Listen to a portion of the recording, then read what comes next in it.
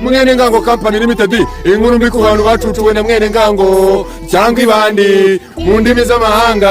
Aravuze ngo mwene ngango company limited inkuru mbi ku bantu bacucuwe na mwene ngango cyangwa ibandi mu ndimi z'amahanga. Yamaye nkaruza ndekwe turashize. Waburi cyangwa warahuye na mwene ngango akagucucura nk'agafo n'agasakosha amafaranga ndetse n'ibindi. Aravuze ngo waburi cyangwa warahuye na mwene ngango akagucucura nk'agafo n'agasakosha amafaranga ndetse n'ibindi. Sibyo gusa kandi ntatinya no kukwiba imyenda nasige n'iyimbere. Yebaba we aho turavuga nk'akaboksa agasuti agakariso akagucucura mabere ya nyina. Aravuze ngo aho turavuga nk'akaboksa agasuti agakariso akagucucura mabere ya nyina. Yamaye uramenye ako kantu ni kabi.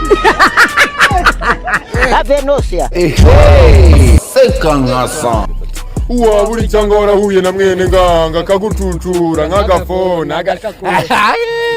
Saza mwe aho turavuga nk'agaka mabere ya nyina.